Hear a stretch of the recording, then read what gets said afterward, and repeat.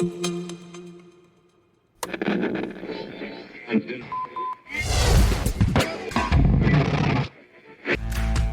to React Native Radio Podcast.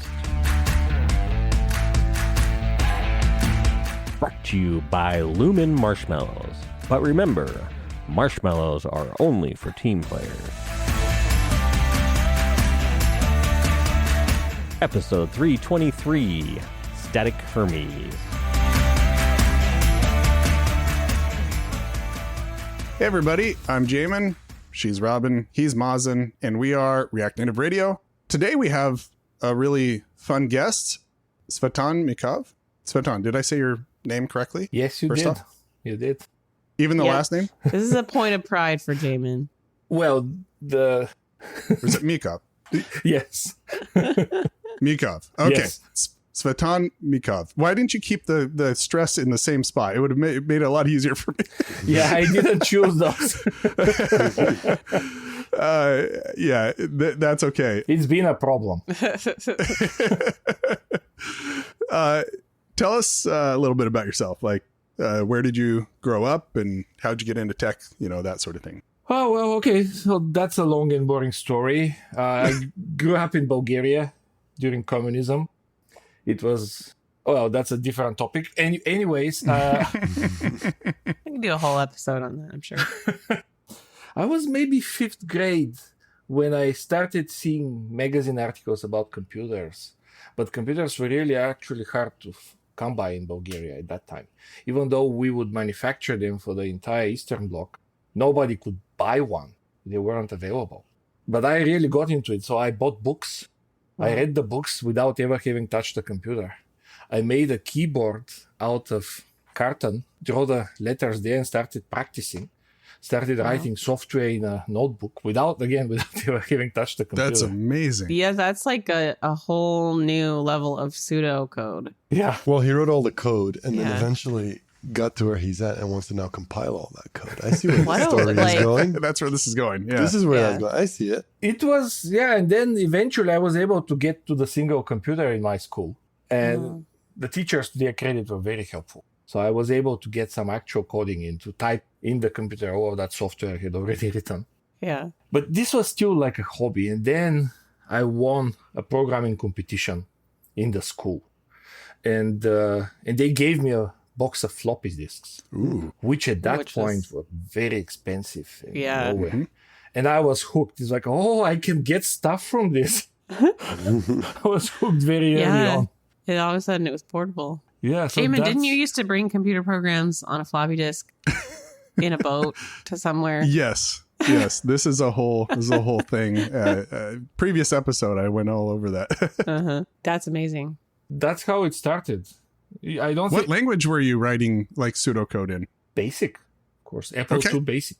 Yeah, that's where I started too. Eventually graduated to QBasic and then started making little games. And yes, like Robin said, I brought them to my cousin's house on a boat to an island with a floppy disk. Now, were these like 5 1/4 floppies that you got? Yeah, like of the course. really big floppies. Yeah. 360 kilobytes if you use both sides or something like that. If you use both sides, You had to flip it.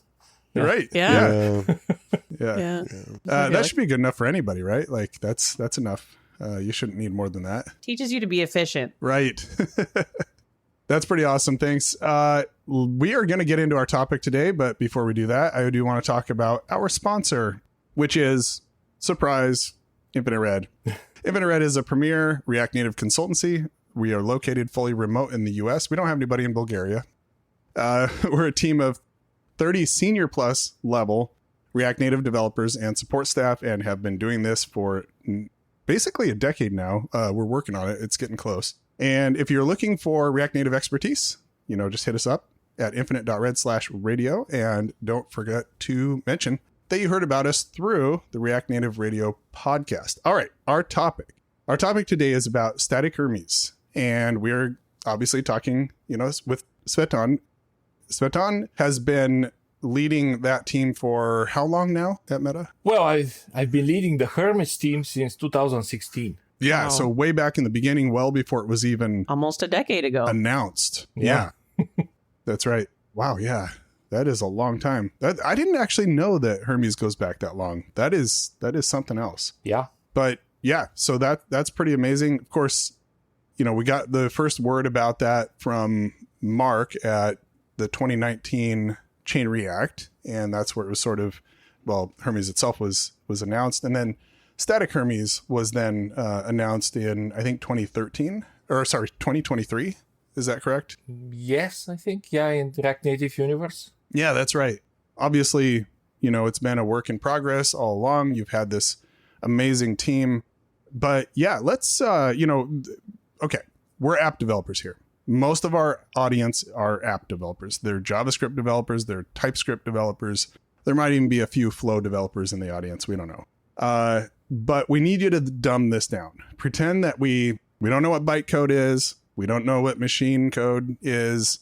We don't understand how computers work. We just write JavaScript and somehow magically boxes that are colored in the right ways appear in the right place on the screen. Not to reduce our jobs down to that, but it's mostly that. So that's what I do. I don't know what you're talking about. I don't know. You put the word pretend in front of all that, and right. I don't know how much pretending I have to do. I know. So explain like we're 5. What is Hermes and how does it benefit us as like JavaScript and React Native developers? Well, okay, that takes me back to those early years when we open sourced it and we had to construct a really good case for it. So, as I'm sure you know, JavaScript engines traditionally just consume JavaScript source directly. They take it and they run it. But running something directly from source is fairly expensive. Mm-hmm. You have to parse that source. You have to compile it into some internal data structures. You have to validate it for things like missing identifiers and whatnot. Then you have to optimize it and you have to execute it. So that's a lot of upfront work that must occur before that JavaScript source starts running. And to this day, I see people even using Hermes with eval a lot. And I don't think that it has been internalized how expensive that is. Even at the best of engines, even in V8, JavaScript Core, these heavy-duty desktop engines, even with them, this takes work. Parse that source, to analyze it, to validate it, and finally to convert it into a source into a form that's convenient for execution. So with Hermes, we have done something that is not particularly innovative, but it's maybe innovative when applied to the JavaScript space. We've done essentially what Java does. Take the source, do all of those things that I described ahead of time in the compiler, and then produce an output that we call bytecode, which can be executed directly without any of those steps. Again, that's what C# does, that's what Java does, that's what we are doing. Really, the innovation is from applying this to JavaScript. You're putting the Java back in JavaScript. Exactly. Yeah. Real quick before you continue, Tzvetan, at what point in the pipeline does this happen? Does it happen during hot reload or just at bundle time? When does this happen? So for a production app, this happens after bundling currently. After Babel has been run, after Metro or whatever packager is being used, which produces a large JavaScript bundle, and then that goes to Hermes, which produces somewhat smaller bytecode bundle. Is that still the case in development, or is Hermes running every single time my JavaScript bundle changes in development? So when I save my file, does it run through that entire pipeline again? No. So in development, Hermes actually runs the source from source without compilation to bytecode. And this is really funny because Hermes initially didn't even have support for that at all. We didn't have eval, we didn't have the function constructor, it had none of that. And we added it as a joke to see whether we could to just... Really? This seems to be kind of a theme here. Like you just like, oh, can we do this? And then it turns out to be pretty useful. And the React Native folks just took it without asking, and we didn't even know it was being used. Oh no! And then we saw fast. What is it called? Fast reload or fast refresh? Fast refresh now. Fast refresh. Yeah. It's called fat, yeah. And we saw it. And how did you guys do this with Hermes? Yeah. So we've invested a lot of effort into making Hermes run acceptably directly from source, but that's to be used only in dev mode. Sounds like the React Native team is separate enough from the Hermes team. Like, what was Hermes originally intended for React Native, or was it a separate project that just ended up being useful for React Native? How did that kind of happen and come about at Meta? Yeah, we are very separate teams. We are in different orgs, different management structures. Yes, Hermes was intended for React Native from the very start. That's what it was conceived. It wasn't intended only for React Native, but React Native was one of the major motivating use cases for us. So as React Native has evolved over time, you have Flow, JavaScript, TypeScript, all these coming in. Has that really changed how how Hermes kind of works underneath the hood? Well, recently with Static Hermes, that's the whole thing of Static Hermes, that we want to consume Flow and TypeScript directly. So that's how we have changed. Previously, we just were focused on doing optimizations with React Native to make the startup faster. Mm-hmm. So we worked really closely with them to measure what happens during startup, how many objects are created. It turns out, for example, that tons of functions are being created, and every function has a name, has a length property, and all of these things, if you multiply by 50,000 functions, to initialize at startup takes a long time, for example. Things of that nature we were trying to very heavily optimize, influenced by real production React Native bundles. And so JavaScript core obviously was the engine that was used primarily prior to Hermes. And I think some people use V8 as well. There are a few who will drop in V8.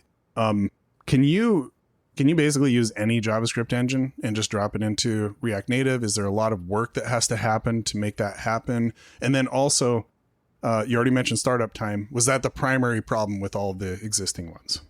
Yes, the primary problem was startup time, and a secondary problem was memory consumption. The JITs being a little bit unpredictable in how much memory they'll consume and when they'll be able to optimize something. Right, because those engines have just-in-time compilers, which allow them to basically optimize on the fly by sampling and analyzing how the code is behaving and more or less optimizing specifically for that.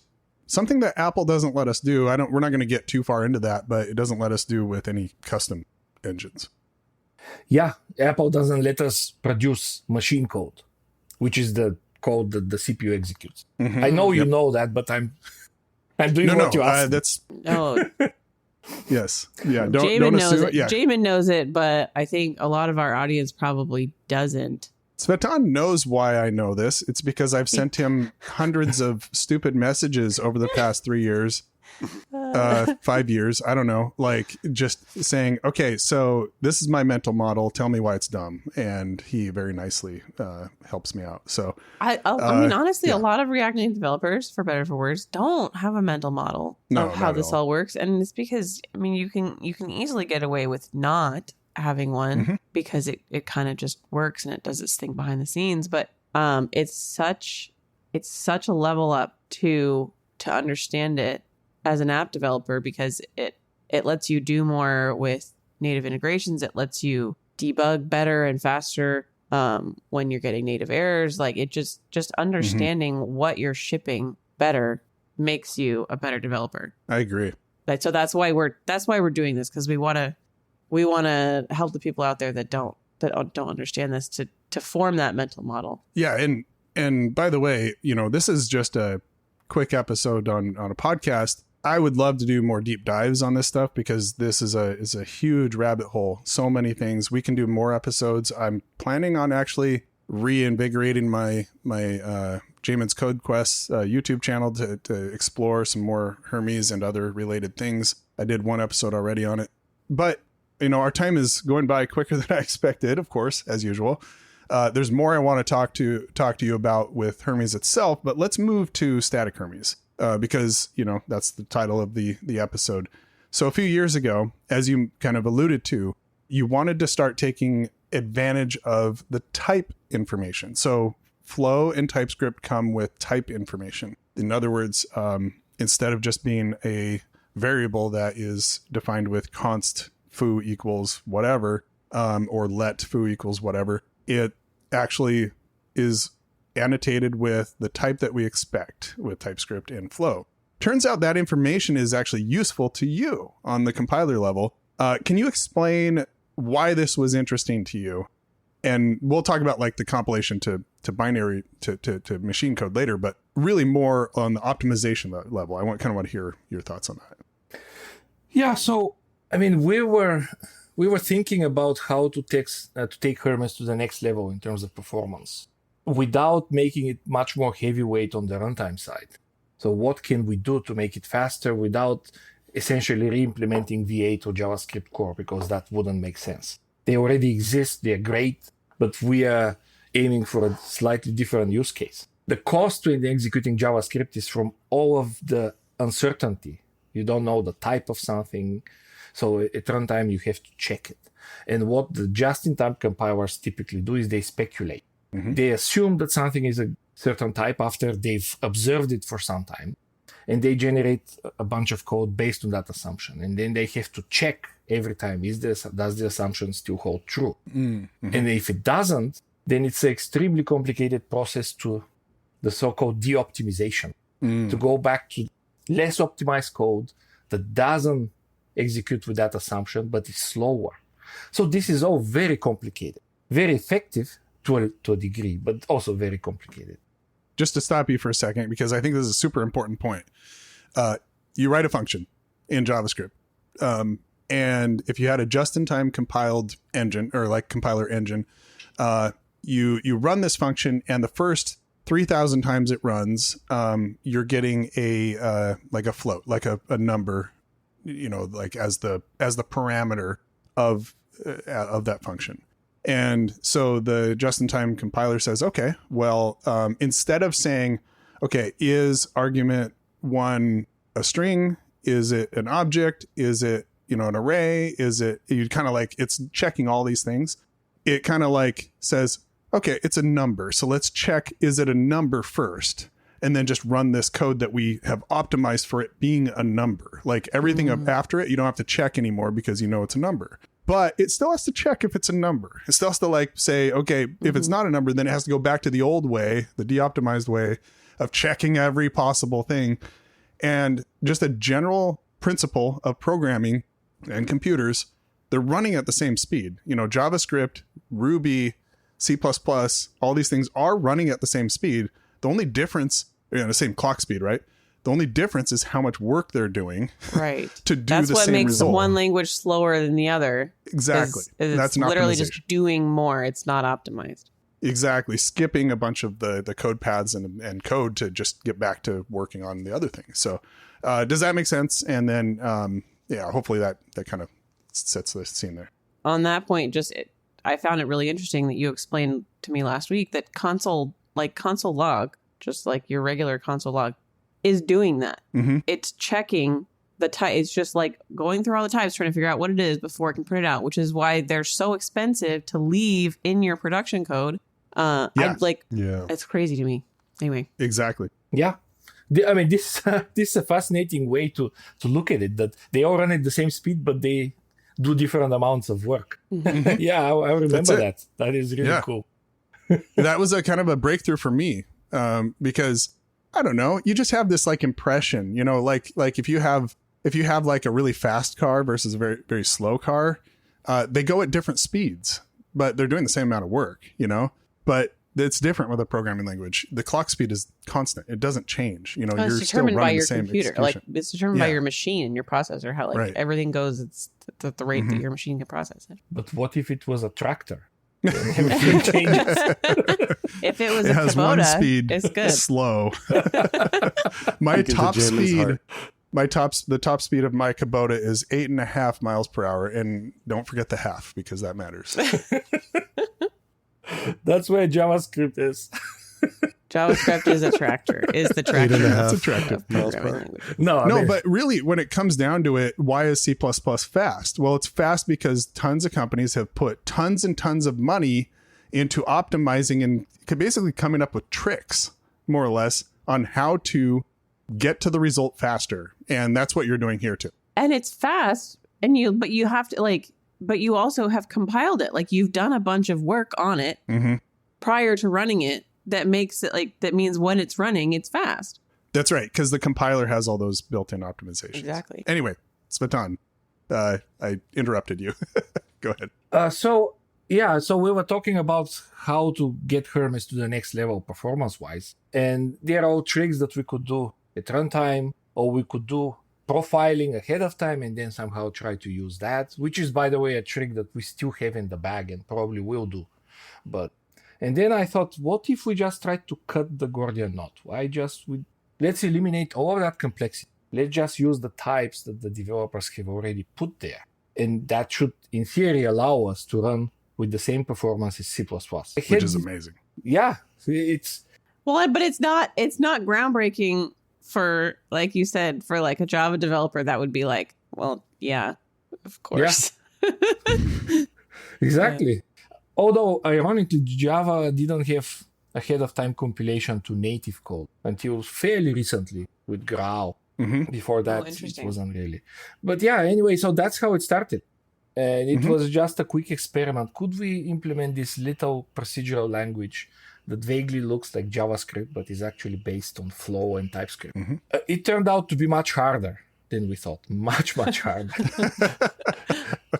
These things always are. The difficulty actually doesn't come from the type language. It comes from the realization that there will always be tons of untyped code in a real React Native application. Yeah. So that code has to continue to work. It has to be fast, and you have to find a way for the typed code and the untyped to coexist. That's where the main challenge is.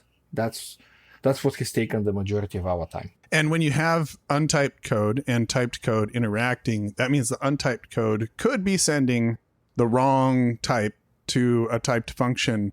And so your annotation is wrong. So you still need some protections in there for that. Yeah, I think if you know Java, the best way to think about this is reflection. Okay, reflection being where you can inspect the actual objects and whatnot to see what methods they have and what types they are and things like that, right? That's part of it. So typically in Java, when you call a method directly, the compiler at compile time will ensure the types of the parameters are correct. So that's where static typing comes from. So then these checks don't have to occur at runtime. I'm simplifying a little bit, but you get the point. Yeah, that makes sense. But if you use reflection, that allows you to call any method dynamically with any parameters. And then at runtime, the types of these parameters, again, at runtime, at great expense, have to be validated against the actual types that the statically typed function expects. So it's exactly the same with Static Hermes. If untyped code calls typed code, there has to be a validation step. Yes. Can I ask a follow-up to that then? Let's say, like, as an app developer, is it in my best interest to make sure like my app, at the end of the day is very performant and all these steps are optimized? Is it best for me to make sure that I'm typing, so I'm using TypeScript, typing like every single basically constant, every single function, input and output of them? Like, should I be incessant about just like everything is typed? So there's like no gaps. I have strict mode on. Everything is typed. There's no gaps along the way. Is that better for me or not? Or it doesn't really matter at the end of the day? Well, it's hard to say because we have to balance with the convenience of JavaScript. If you're forced to type every single thing, it becomes a little bit annoying, right? It does. Yes. And with IntelliSense, right? TypeScript these days, it can infer like what my return type from the function is, right? But it sounds like you are still going to have to run through the validation to make sure that it is a number that is returned, for example. We can infer that too, hopefully. Yeah. So I was going to ask, does the TypeScript compiler, do the inferred types get translated then to more definite types for Hermes' sake? Yes. I mean, we have to implement the inference independently from TypeScript. We have to match what they're doing. Yeah. And one problem with TypeScript, not only TypeScript, Flow has that too, but in TypeScript it's more pronounced, is that a lot of the types in TypeScript are actually unsound. So even if something is typed, that doesn't mean that this type is usable for optimization. True. You see that a lot. It ultimately comes down to the fallibility of developers. Yeah, and the fact that TypeScript and Flow are supersets on top of JavaScript. Because if you have something like Elm, or maybe like Reason, Rescript, etc., where they have sound types, you can be more, you can rely on the types a lot more. But, like you said, they're annoying. Actually, the flexibility of JavaScript is pretty amazing. And I've long been a big proponent of embracing that as a strength of TypeScript, more so than a weakness. And I've done Elm, and if you want to do Elm, go for it and enjoy yourself. And you're probably going to get less done than me. That's at the end of the day, that's what's going to happen with TypeScript. And I do like Elm. It's not like I don't. It's just a different paradigm. Have you thought about with Static Hermes, and we do want to get to the binary compilation stuff as well, because bytecode is really another representation, more or less, of the JavaScript in some ways. You're just running it. You're not running it directly. You're running it through an interpreter, through an engine. But have you thought about having a mode in Hermes where you can turn on, hey, tell me where you're de-optimizing and let me provide some hints in those areas so that, so I can help you basically do your job better. Is there something like that already? There isn't, because, this is a complicated topic, but Hermes doesn't have deopts. This is what it is. That would not be, that's something to think about, but no, we don't have anything like that today. Mm-hmm. This makes a little bit more sense in the context of a speculative JIT. Sure. Because the JIT constantly makes these guesses, and when the guesses fail, the JIT can tell you, look, I tried to guess here many times and I can never guess it right, help me. Yeah. In our case, I think this would be somewhat roughly equivalent to profiling your code, finding the hotspots that are slow, and just adding type annotations there. Yeah, and seeing if that helps. Right, Yeah. Exactly. Mm-hmm. Yeah, that makes sense. Let's talk about native code, machine code. What do you call it? What do you call the binary that is running on the ARM processor? I don't know. Machine code? I guess I don't call it anything, because for me, that's the natural state of things. It's just code. Yeah. It's just code, dude. That's code. Everything else is an imposter. Yeah. I think let me ask you a question, Jerry. So we're typing our app in Flow, JavaScript, TypeScript, right? For simplification, let's skip all the Metro and all this other stuff that's happening along the way. Comes into Hermes. First of all, what is Hermes written in? Like, what is the language you all are using? C++. C++. There we go. Okay. So we take our front end code, pipe it into TypeScript. It does its job. What is spit out on the other end? On the other end of Hermes. Well, bytecode. Bytecode. Hermes bytecode. HBC. Hermes Yeah, bytecode. HBC. Hermes bytecode. Yeah. Cool. Now, that Hermes bytecode, where does it live within the app as far as when it comes to my bundle, right? So we're outputting a bundle that we're your gonna, IPA file or your APK. the one that gets pushed up to the stores. Yeah. Where does this HBC live within that? Can we call it wrapper for simplification here? I feel like I'm simplifying it, but I'm complicating it by trying to simplify it. But I think you see where I'm kind of going with this. This HBC code that comes out on the other end of Hermes from my JavaScript, TypeScript, or Flow, where does that live in the larger context of the app that gets submitted to the store? It lives in the same place where the JavaScript source would live. Mm. It's just a separate file, a resource packaged with the app. Okay. Right. So it's still the JavaScript bundle is. But it's just not JavaScript anymore. The bundle is. It's Hermes bytecode. It's a Hermes bytecode bundle. I could be wrong. Sorry for those of you. I would just go look, but don't have time right now. I think it's literally still called main.js bundle. And so it's the same as the JavaScript thing. It's just Hermes bytecode under the hood. You go try to open it. It says it's binary. And your app also has to include the Hermes engine along with it in order to run the Hermes bytecode. Because so iOS doesn't know how to run Hermes bytecode, right? Yeah.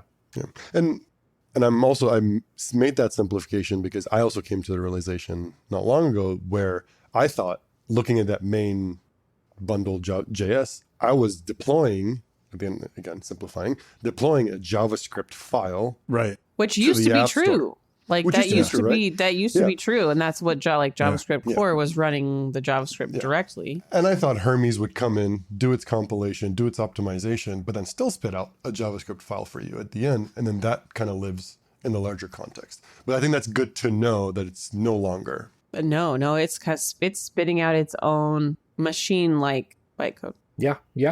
Interesting. We did have such a project to optimize JavaScript and speed up JavaScript. Mm-hmm. But unfortunately, it died. Okay. So it's not like a totally off the wall thing to assume that it was doing. Yeah. Hermes bytecode at the end of the day is kind of in some ways a compression strategy, right? Like, is there anything more it's doing, or is it basically the same as a bundled JavaScript, like optimized JavaScript? I guess you can add other information in there because you control the format. Well, that's a very interesting way to think about it. Yes, in many ways, it's a compression strategy, and that's why the Hermes bundle compresses a lot less than JavaScript source, because the entropy is different. Mm-hmm. Yes. But it's not a very direct representation of the JavaScript source. WASM, by comparison, is kind of a binary compression thing, which very few people realize. WASM is just a binary encoding of an AST, of a WebAssembly. Yeah. Yeah, so WebAssembly is just a binary encoding of an expression tree. It's like take an expression, write it left to right, or right to left. Let's not go into details. And that's WebAssembly. It's very simple, fundamentally. It's just a stack-based machine. While Hermes bytecode is really, when you look at it, it's very, very unlike the JavaScript source. It has been very heavily transformed. Mm-hmm. Mm-hmm. It's register-based. It has very low-level operations. So it's kind of a different concept. Right. I mean, if you just like inspect it, it looks a lot like binary. It's not able to be interpreted by the ARM processor just like binary would be, but that's essentially what it is. The tool, is it HBC dump that like will show what looks like assembly? One of those tools anyway. Well, the best tool is just to use Hermes itself. Mm-hmm. Hermes -- dump bytecode, and then you give it the file. HBC dump also works, but it's a more specialized tool. It's not that convenient. Oh, I didn't actually know that. I'm going to have to do some more research on that. Man, like I said, this rabbit hole goes quite deep. We can do 10 episodes. I don't want to spend any more time there because we really have to talk about the actual machine code side of it. So when you compile a Static Hermes, the nice thing is that you can actually output platform-specific machine code. So, for example, you want to target ARM64 that runs on like Apple Silicon or something like that, like an iPhone, right? You can compile your JavaScript, your TypeScript into that. And by the way, you can, from what I understand, you can compile straight JavaScript to it as well. Like, it doesn't require types. It just won't be optimized. Like Tzvetan, like you told me, like a while ago, I had asked about this and you said, yeah, you totally can compile just like, let's say like an older, just JavaScript only app into binary. It's just not going to do a lot of good for you because it's not going to be very optimized. So it'll run more or less about as fast as Hermes interpreting would. But then once you add the types and you go straight to binary, it's almost like those two things are somewhat decoupled in a way. Like you could have done it before. You could have done the binary thing before, but now this makes it worth it. Yeah. It's very interesting. If you compile untyped JavaScript to native kind of in a straightforward manner, it doesn't become faster. It's almost shocking. It's very disappointing. It's like, look, we compiled it to native. There's no interpreter. But why does it run with exactly the same speed? Is this because it's like doing the same amount of work? It's not doing less work. It's just doing it in native instead of in JavaScript. Right. But it's as if we've encountered like a law of nature, like the speed of light. Yeah. Right.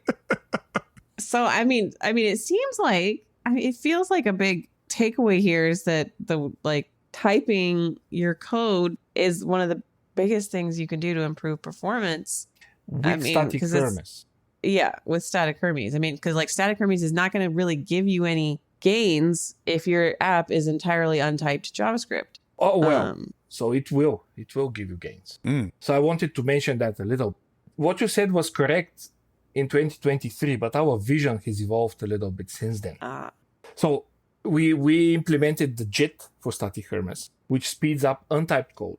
Gotcha. It speeds up typed code even more, but it also helps untyped code. So Static Hermes helps you there. Also, our vision for the native compilation has evolved a little bit. One really strong constraint that we had initially for the native backend is that we didn't want to produce very large binaries. Mm-hmm. Because if you want to compile your entire app to native, then it might become really huge.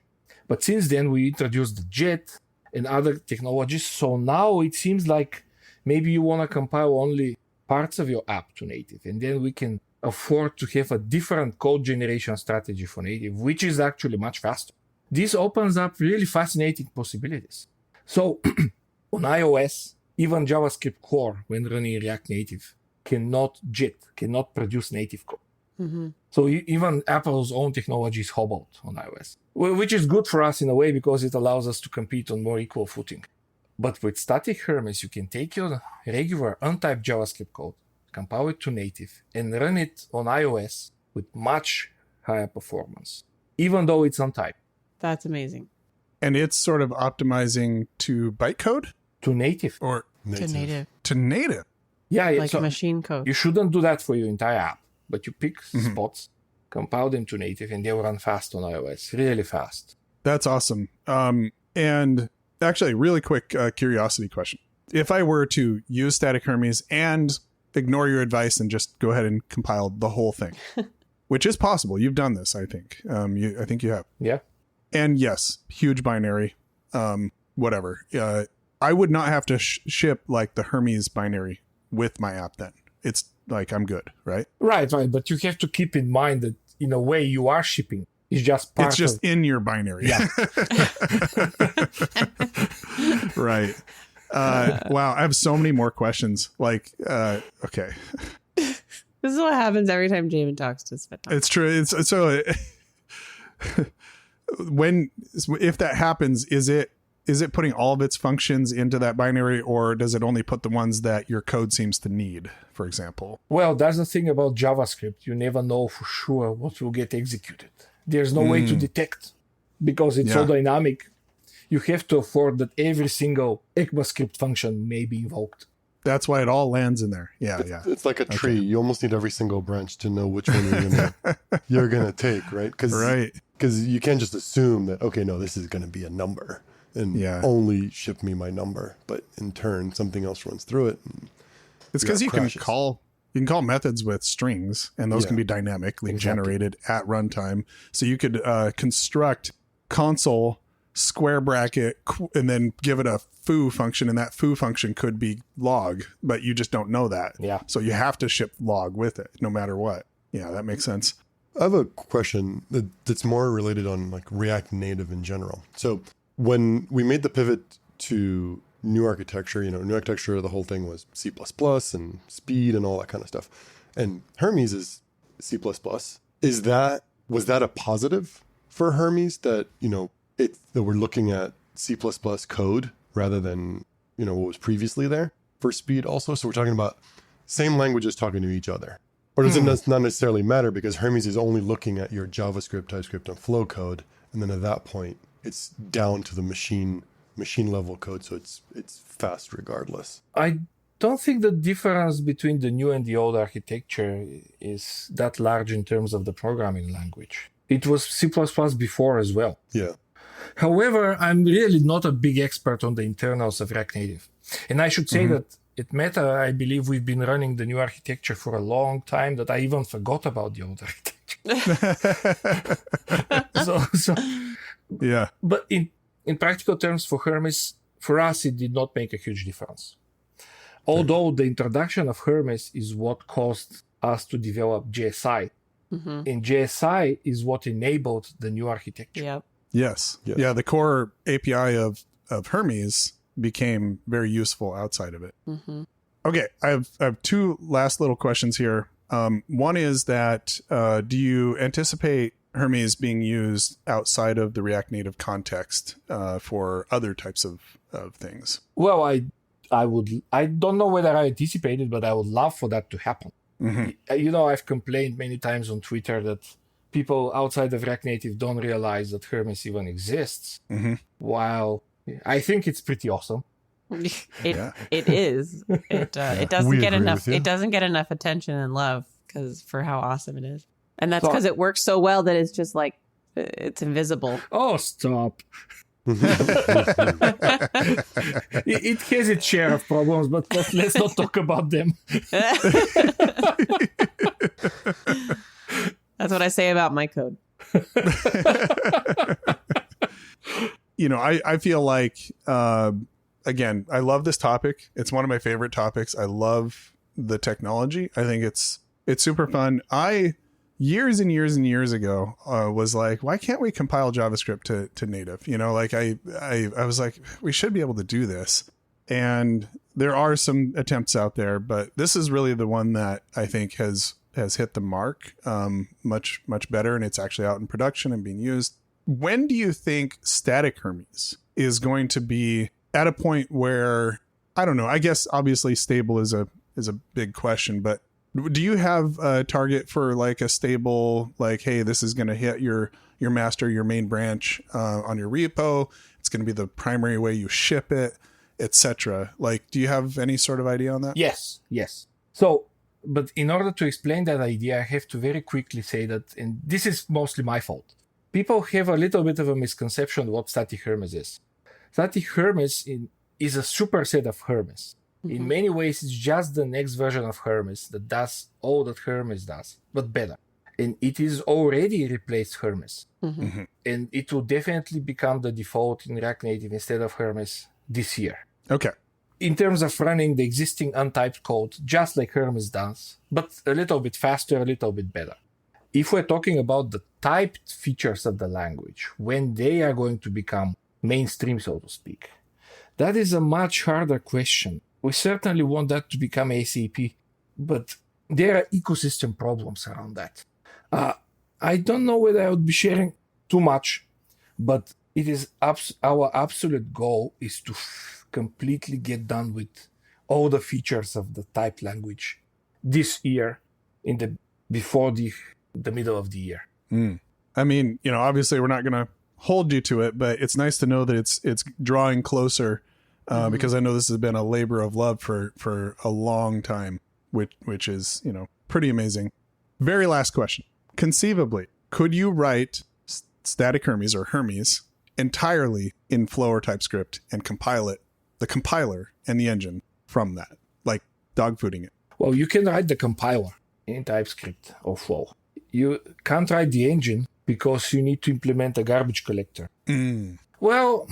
Okay. I just gave him ideas. I'm thinking too much in the box. Let me take that back. Yes, you can. It will not be pleasant. I would not recommend it, but it is actually possible. It's possible. That's wild. I don't know. There's something about like building a language's like compiler and potentially engine in that language is, I don't know. That's wild to me. All right. Anyway, let's wrap up. Editors are already going to be a little upset at us for how long this has gone. And we didn't touch on half the things I wanted to touch on. Thanks so much, Tzvetan. This has been absolutely wonderful. I appreciate you coming on. I know we've talked about it for quite a while here, but it finally happened. And, I consider you one of the most brilliant programmers that I interact with. I really love your energy and your passion for this stuff. I think that your whole team is this way. It's really fun to I just love the whole team. You have a fantastic team there at Meta. And so thanks for working on this. It certainly makes our lives better as application developers. Yeah. Can't wait to see, Static Hermes roll out and what we can do with it. Well, thanks for having me. As you can tell, I really love to talk about Hermes, so I really appreciate this. I'm the same. So awesome. Well, thanks everybody. We're going to have to wrap up quick here. So if you want to find us, you can find us online at React Native RDIO on Twitter. You can find Tzvetan at TMIKOV on Twitter, as well as I'm sure, what are you on GitHub? Same. Is it same? Same. Okay. And yes, so thanks so much. As always, thanks to the whole crew here, and we will talk to you later. Bye. Bye. Bye.